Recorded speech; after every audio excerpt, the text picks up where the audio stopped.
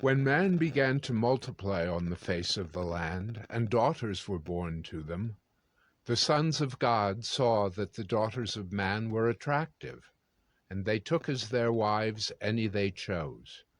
Then the Lord said, My spirit shall not abide in man forever, for he is flesh. His days shall be 120 years. The Nephilim were on the earth in those days, and also afterward, when the sons of God came into the daughters of man, and they bore children to them. These were the mighty men who were of old, the men of renown. The Lord saw that the wickedness of man was great in the earth, and that every intention of the thoughts of his heart was only evil continually. And the Lord was sorry that he had made man on the earth, and it grieved him to his heart. So the Lord said, I will blot out man whom I have created from the face of the land, man and animals and creeping things and birds of the heavens, for I am sorry that I have made them. But Noah found favor in the eyes of the Lord. These are the generations of Noah. Noah was a righteous man, blameless in his generation. Noah walked with God. And Noah had 3 sons, Shem, Ham, and Japheth. Now the earth was corrupt in God's sight, and the earth was filled with violence. And God saw the earth, and behold, it was corrupt, for all flesh had corrupted their way on the earth. And God said to Noah, I have determined to make an end of all flesh, for the earth is filled with violence through them. Behold, I will destroy them with the earth. Make yourself an ark of gopher wood. Make rooms in the ark, and cover it inside and out with pitch. This is how you are to make it. The length of the ark, 300 cubits. Its breadth, 50 cubits. And its height, 30 cubits. Make a roof of the ark, and finish it to a cubit above, and set the door of the ark in its side. Make it with lower, second, and third decks. For behold, I will bring a flood of waters upon the earth, to destroy all flesh in which is the breath of life under heaven.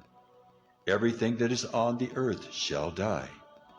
But I will establish my covenant with you, and you shall come into the ark, you, your sons, your wife, and your sons' wives with you.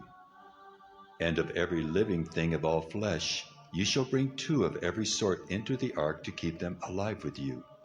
They shall be male and female, of the birds according to their kinds, and of the animals according to their kinds, of every creeping thing of the ground according to its kind.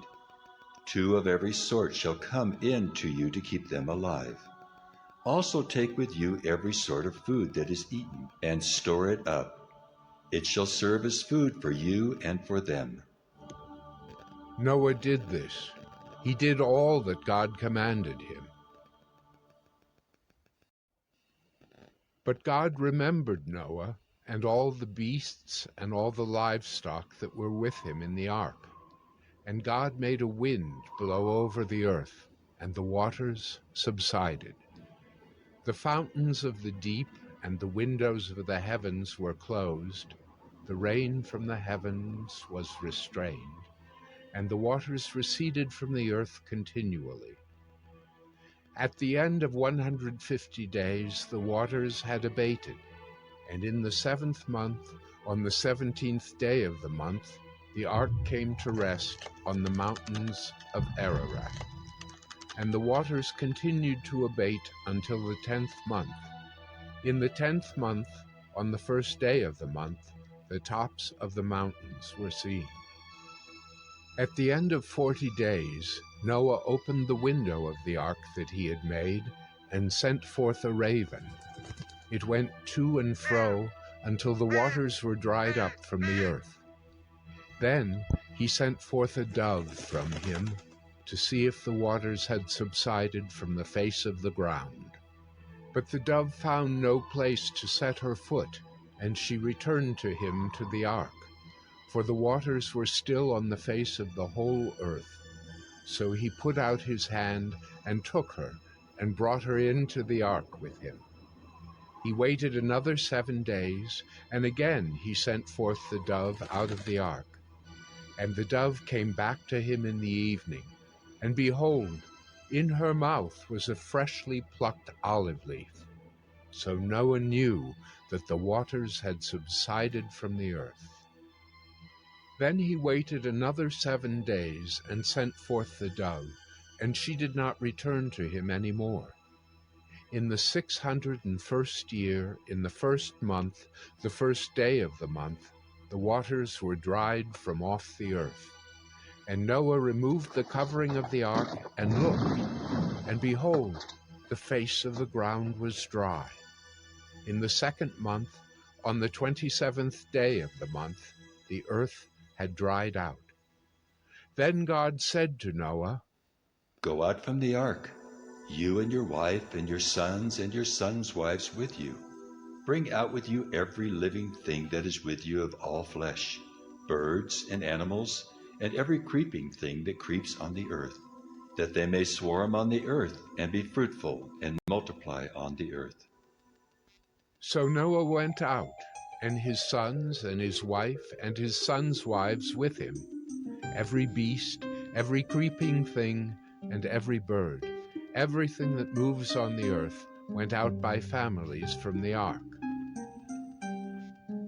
Then Noah built an altar to the Lord, and took some of every clean animal and some of every clean bird, and offered burnt offerings on the altar. And when the Lord smelled the pleasing aroma, the Lord said in his heart, "I will never again curse the ground because of man, for the intention of man's heart is evil from his youth. Neither will I ever again strike down every living creature as I have done. While the earth remains, seedtime and harvest, cold and heat, summer and winter, day and night shall not cease." And God blessed Noah and his sons, and said to them, "Be fruitful and multiply and fill the earth. The fear of you and the dread of you shall be upon every beast of the earth, and upon every bird of the heavens, upon everything that creeps on the ground, and all the fish of the sea. Into your hand they are delivered. Every moving thing that lives shall be food for you. And as I gave you the green plants, I give you everything. But you shall not eat flesh with its life, that is, its blood. And for your lifeblood I will require a reckoning. From every beast I will require it, and from man. From his fellow man I will require a reckoning for the life of man. Whoever sheds the blood of man, by man shall his blood be shed. For God made man in his own image. And you, be fruitful and multiply. Teem on the earth and multiply in it." Then God said to Noah and to his sons with him, "Behold, I establish my covenant with you and your offspring after you, and with every living creature that is with you, the birds, the livestock, and every beast of the earth with you. As many as came out of the ark, it is for every beast of the earth. I establish my covenant with you, that never again shall all flesh be cut off by the waters of the flood, and never again shall there be a flood to destroy the earth." And God said, "This is the sign of the covenant that I make between me and you and every living creature that is with you, for all future generations. I have set my bow in the cloud, and it shall be a sign of the covenant between me and the earth. When I bring clouds over the earth and the bow is seen in the clouds, I will remember my covenant that is between me and you and every living creature of all flesh. And the water shall never again become a flood to destroy all flesh. When the bow is in the clouds, I will see it and remember the everlasting covenant between God and every living creature of all flesh that is on the earth." God said to Noah, This is the sign of the covenant that I have established between me and all flesh that is on the earth. The sons of Noah who went forth from the ark were Shem, Ham, and Japheth. Ham was the father of Canaan. These three were the sons of Noah, and from these the people of the whole earth were dispersed. Noah began to be a man of the soil, and he planted a vineyard. He drank of the wine and became drunk, and lay uncovered in his tent. And Ham, the father of Canaan, saw the nakedness of his father, and told his two brothers outside. Then Shem and Japheth took a garment, laid it on both their shoulders, and walked backward, and covered the nakedness of their father. Their faces were turned backward, and they did not see their father's nakedness. When Noah awoke from his wine, and knew what his youngest son had done to him, he said, "Cursed be Canaan, a servant of servants shall he be to his brothers." He also said, "Blessed be the Lord, the God of Shem, and let Canaan be his servant.